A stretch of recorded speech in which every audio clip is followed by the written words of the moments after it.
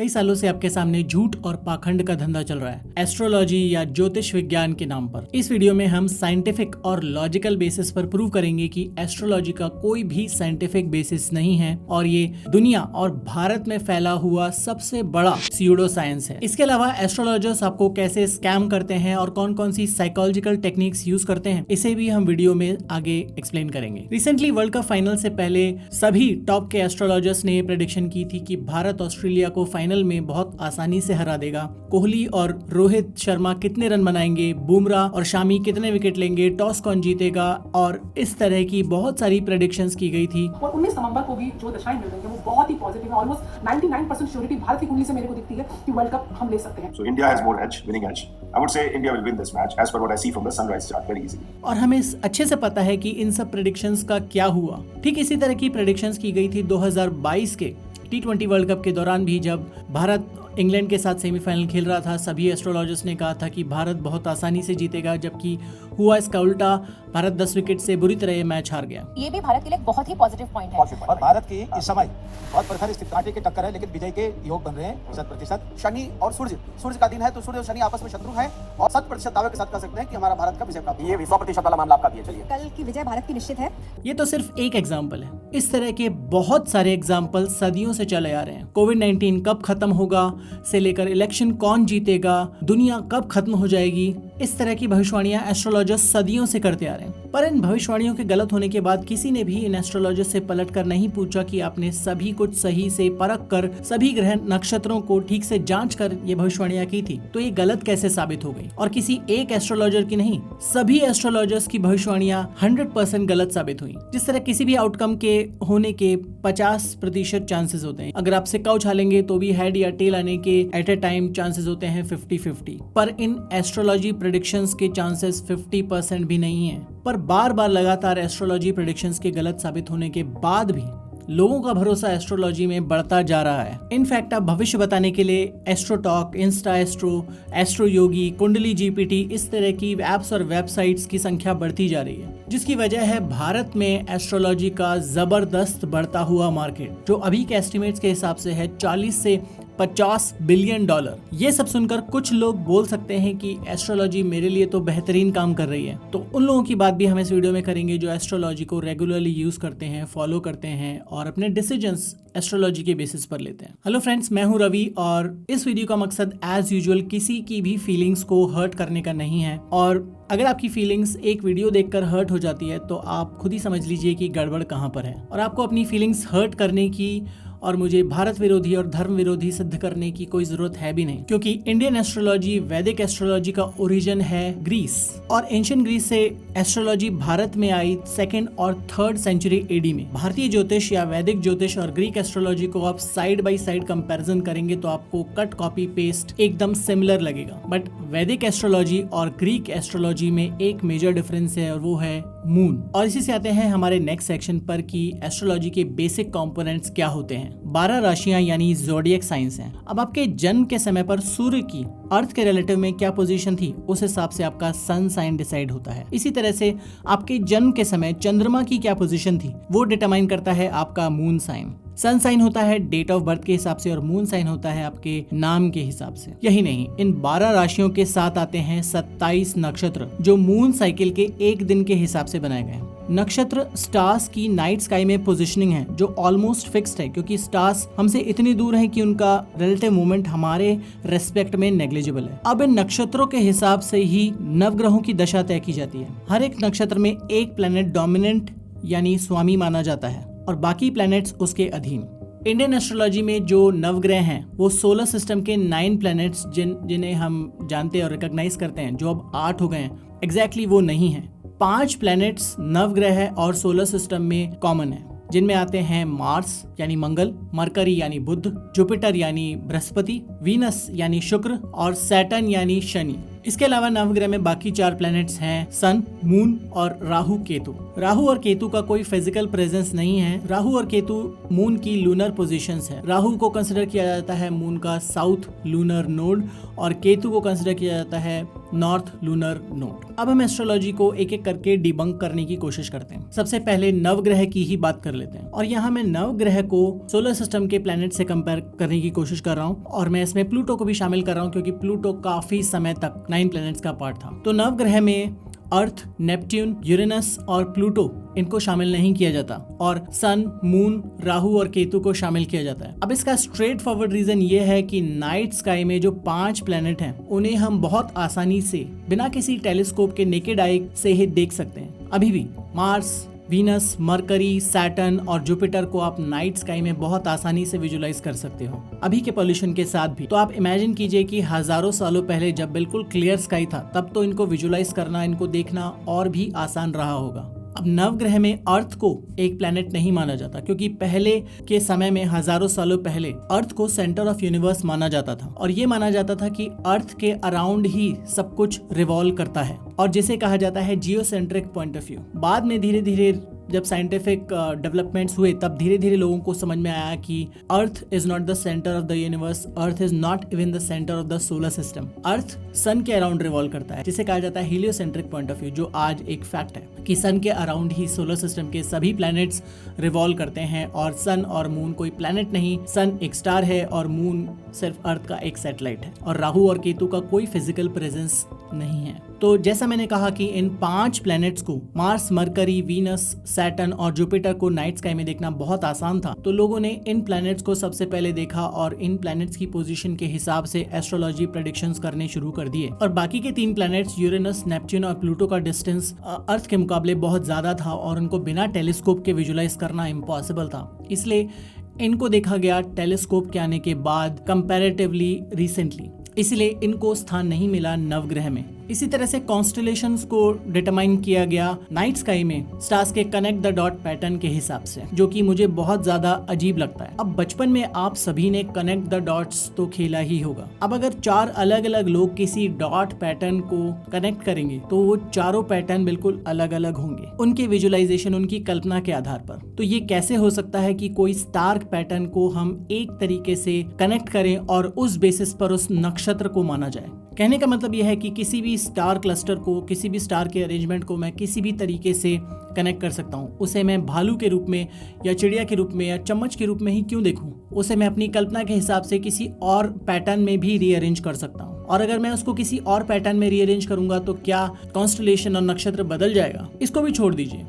जो स्टार्स हमसे सैकड़ों हजारों लाइट ईयर्स की दूरी पर हैं, उन स्टार्स का हमारी जिंदगी पर, हमारी लाइफ में क्या इन्फ्लुएंस पड़ेगा, ये साइंस की समझ के बिल्कुल बाहर है। इन डिस्टेंट स्टार्स को भी छोड़ दीजिए जो हमसे सैकड़ों हजारों लाइट ईयर्स की दूरी पर है। हम बात करते हैं जो प्लैनेट्स हैं जो हमसे बहुत पास हैं कंपैरेटिवली, और सन और मून हैं, उनका हमारी जिंदगी पर क्या इम्पैक्ट पड़ता है, ये समझने की कोशिश करेंगे। इससे पहले कि आप मुझ पर जंप करें और बोलें कि मून का जो इम्पैक्ट है अर्थ के ओशंस पर पड़ता है टाइडल फॉर्म में, तो मैं कहूंगा बिल्कुल सही है। मून का इम्पैक्ट पड़ता है अर्थ की सबसे बड़ी वाटर बॉडीज पर और उसी से टाइडल वेव्स आती हैं। इसमें कोई भी शक शुबा नहीं होना चाहिए किसी को भी।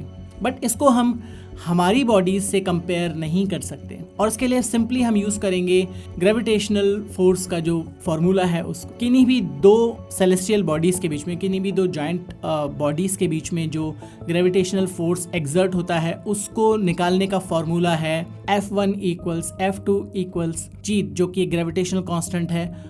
M1 और M2 जो है उनके मास डिवाइडेड बाय r², जो उन दोनों का डिस्टेंस है उसको कहा जाता है r। तो इसका मतलब है कि जितना ज्यादा मास उन बॉडीज में होगा और जितना कम डिस्टेंस होगा उतना ही ज्यादा ग्रेविटेशनल फोर्स लगेगा। इसे हम कैलकुलेट कर सकते हैं। जितने भी ओशंस पर टोटल वाटर बॉडीज हैं उनका जो टोटल मास है और मून का मास है, ये दोनों हमें नोन है। इन दोनों से हम अर्थ की टोटल वाटर बॉडीज यानी ओशंस पर लगने वाले ग्रेविटेशनल फोर्स को हम कैलकुलेट कर सकते हैं, जो कि होगा एक काफी सिग्निफिकेंट नंबर, क्योंकि ओशन बॉडीज और मून दोनों का ही मास काफी ज्यादा है। बट इसे आप अपने ऊपर लगाएंगे, यानी एक इंडिविजुअल के ऊपर लगाएंगे जो कि सिर्फ 60, 70 या मैक्सिमम 100 किलो का है। अब आप कहोगे कि ह्यूमन बॉडी में भी 70% पानी है।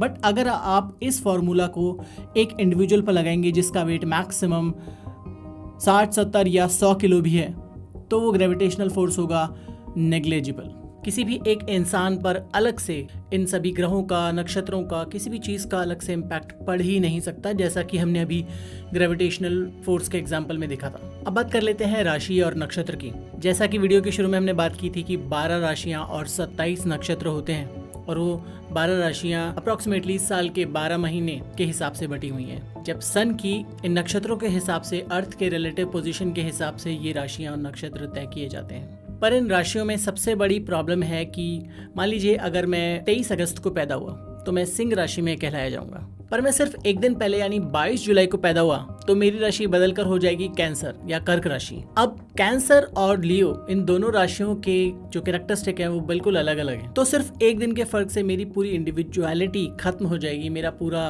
कैरेक्टरिस्टिक चेंज हो जाएगा। बट जो मेरे 1 महीने बाद पैदा हुआ है यानी सिंह राशि के अंत के जस्ट पहले, उसका जो पूरा कैरेक्टरिस्टिक है वो मेरे जैसा ही होगा। कॉन्स्टलेशन की जो पोजीशन जिस हिसाब से राशियां तय की गई थी वो हजारों सालों पहले तय की गई थी, और वो उन कॉन्स्टलेशन का, कनेक्ट द डॉट्स का, इन स्टार्स की पोजीशन बिल्कुल चेंज हो चुकी है, क्योंकि जैसा हमें पता है कि लाइट को हम तक आने में बहुत समय लगता है, तो जो स्टार्स हमसे हजारों लाइट ईयर्स की दूरी पर हैं वो स्टार्स की पोजीशन अब वैसी नहीं है जैसी हमें अभी दिख रही है। और इसके अलावा जितने भी इंसान हैं इस अर्थ पर 8 बिलियन प्लस, उन सभी के कैरेक्टरिस्टिक्स को स्टीरियोटाइप करके सिर्फ 12 राशियों में समेट दिया गया है। मान लीजिए कि मेरे कैरेक्टरिस्टिक इन 12 राशियों में से किसी भी राशि से फिट नहीं होते, या फिर मेरे कैरेक्टरिस्टिक्स किन्हीं 3-4 राशियों का मिक्सचर है, तब मैं क्या करूं? बाकी सब छोड़ दीजिए, इनका किसी भी तरीके से कोई भी लॉजिकल सेंस नहीं बनता। और इसके अलावा आप मुझे बताइए कि कॉन्स्टलेशन शेर की तरह दिखती है या भालू की तरह या चम्मच की तरह, ये किसने डिसाइड किया? जैसा हमने बात की थी कि अगर मैं उसको किसी और तरीके से उन डॉट्स को कनेक्ट करूं, क्या वो राशि, कॉन्स्टलेशन और मेरे कैरेक्टरिस्टिक चेंज हो जाएंगे या सेम रहेंगे? अगेन, इस बात का कोई भी सेंस नहीं बनता। इस तरह से हाथों की लकीरें या फेस रीडिंग से फ्यूचर बताना भी, you guessed it right, completely बकवास है।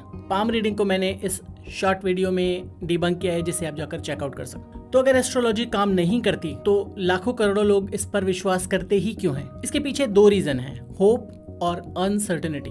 अगर कोई इंसान बैठे बैठे आपका बेसिक इन्फॉर्मेशन यानी नाम, डेट ऑफ बर्थ या प्लेस ऑफ बर्थ जानकर आपका भविष्य बताने का दावा करे और आपका भविष्य उज्जवल ना हो तो उसका उपाय भी बताए, तो फिर और लोगों को क्या चाहिए? आपको बस एक अंगूठी पहननी है या एक ताबीज़ पहनना है या एक पर्टिकुलर काम करना है और उससे आपका भविष्य चेंज हो जाएगा। मोस्ट लोगों को अपनी ज़िंदगी से सिर्फ इतना ही चाहिए, उनको किसी भी चीज़ का मैकेनिज्म, किसी चीज़ के पीछे का साइंस, उसको जानने से कोई मतलब नहीं होता। अगर इस अनप्रेडिक्टेबल दुनिया में आपको विश्वास या उम्मीद मिलती है तो मोस्ट लोगों को और कुछ नहीं चाहिए। हालांकि एस्ट्रोलॉजी और सिमिलर प्रैक्टिसेस को बहुत ही इलीगल और डेंजरस प्रैक्टिस माना जाना चाहिए, क्योंकि आपके सिर्फ पैसे के साथ ही स्कैम नहीं हो रहा है, आपकी उम्मीदों और आपके विश्वास के साथ भी खिलवाड़ किया जा रहा है, जो कि बहुत ज़्यादा डेंजरस है। एस्ट्रोलॉजी पर विश्वास के कोर में है द बार्नम इफेक्ट, जो एक साइकोलॉजिकल इफेक्ट है, और इसी बार्नम इफेक्ट को यूज करके एस्ट्रोलॉजर्स आपको बेवकूफ़ बनाते हैं। तो एस्ट्रोलॉजी रीडिंग्स मोस्टली बहुत ही वेग और बहुत ही जनरलाइज्ड होती हैं। जैसे अभी मैं आपको कुछ आपके बारे में, जी हाँ, आप जो वीडियो देख रहे हैं वो आपका भविष्य बताने की कोशिश करूंगा बिना आपका नाम, डेट ऑफ बर्थ और प्लेस ऑफ बर्थ जाने। और आप मुझे बताइए कि ये कितना सच है, कितना अप्लाई करता है आपकी जिंदगी में। आप मेहनत बहुत करते हो, बहुत हार्डवर्क करते हो, पर उसका फल आपको नहीं मिलता। आपके काम बस बनते बनते आखिरी समय में बिगड़ जाते हैं। लोग आपके अच्छे स्वभाव, भोले नेचर का फायदा उठा लेते हैं। आप में जबरदस्त क्षमता है, पर आप अभी तक उसका पूरी तरह से उपयोग नहीं कर पाए, और आपके जीवन में जल्द ही बदलाव आने वाला है और 2024 आपके लिए नई खबरें लेकर आएगा। तो इसमें से कितनी बातें आपके जीवन में आपको लगता है कि सच बैठती हैं? शायद मोस्ट लोगों को लगता होगा कि जी हाँ, ये तो मैं ही हूँ, कैसे पता लगाया? यही है बार्नम इफेक्ट। अब इसमें आप थोड़ी बहुत इधर उधर की इन्फॉर्मेशन जो ज्योतिष अपने सोर्सेज से, सोशल मीडिया से ले लेते हैं, उन सबको आप मिला दीजिए, तो कोई भी एक आम इंसान जो एस्ट्रोलॉजी पर पहले से विश्वास करता है वो उस एस्ट्रोलॉजर से बहुत ज्यादा इम्प्रेस हो जाएगा, और अगर उसका भविष्य अच्छा नहीं है तो उसका उपाय भी पूछेगा। और आपका भविष्य देखने और उस भविष्य को और सुनहरा बनाने के लिए जो उपाय बताते हैं वो सब फ्री ऑफ कॉस्ट नहीं आता। उन सब के लिए आपको हजारों लाखों रुपए खर्च करने पड़ते हैं, और यही है ज्योतिष का स्कैम, जिसका बेसिस है बार्नम इफेक्ट। लोग ऐसे वेग स्टेटमेंट, जनरलाइज स्टेटमेंट पर ऐसे भरोसा कर लेते हैं कि वो उन्हीं के लिए बने हैं, उन्हीं की लाइफ पर अप्लाई होते हैं, और इसके बेसिस में है कि हम अपने आप को कुछ ज़्यादा ही स्पेशल मानते हैं। हम अक्सर ये मानते हैं कि यूनिवर्स हमारे अराउंड रिवॉल्व कर रहा है, हमारे लिए ही बना हुआ है, और सभी स्टार्स, प्लैनेट्स या कोई भी बुरी चीज़ हमारा काम बिगाड़ने के लिए ही बैठे हैं। और अगर हमने उन स्टार्स की पोजीशन को या प्लैनेट्स की पोजीशन को कोई भी उपाय धारण करके ठीक नहीं किया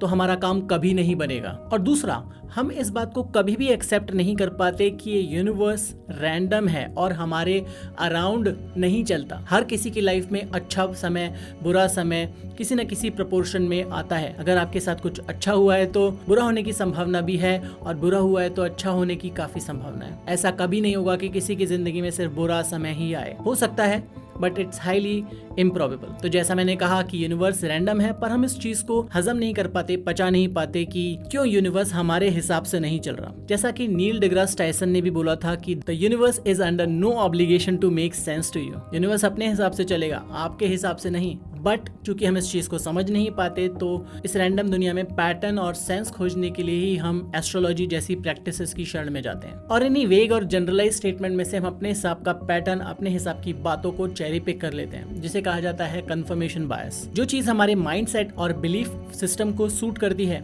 हम उसे ही मानते हैं, और जो चीज़ हमारे बिलीफ सिस्टम को और माइंडसेट को बिल्कुल सूट नहीं करती, उसके अगेंस्ट में होती है, हम उसे कभी नहीं मानते। उसे झूठ या साजिश या कॉन्स्पिरेसी ही मानते हैं, जिसके एग्जाम्पल हम किसी और वीडियो में भी देखेंगे। तो मान लीजिए कि आपको एस्ट्रोलॉजर ने बोला कि आज आपका लकी डे है, तो आप आज पूरे दिन में अपना लक कहीं ना कहीं हर रैंडम चीज में ढूंढते रहेंगे। अगर गलती से आपके साथ थोड़ा सा भी कुछ अच्छा हो जाएगा तो आप कहेंगे जी हाँ, आज मेरा लकी डे है। ना ही सिर्फ ये, बल्कि गलती से आपके साथ कोई छोटा सा एक्सीडेंट हो जाता है जिसमें आपको ज्यादा चोट नहीं लगती, तो भी आप यही समझेंगे कि मैं बच गया, मैं मर भी सकता था, क्योंकि आज मेरा लकी डे है, आज इसीलिए मैं बच गया। तो इसे समराइज करें तो constellation made up connect the dots हैं और कुछ नहीं, और इन स्टार अरेंजमेंट का हमारी लाइफ पर कोई भी इम्पैक्ट नहीं पड़ता। सिमिलरली प्लैनेट्स का और सेलेस्टियल बॉडीज का हम पर कोई प्रभाव नहीं पड़ता।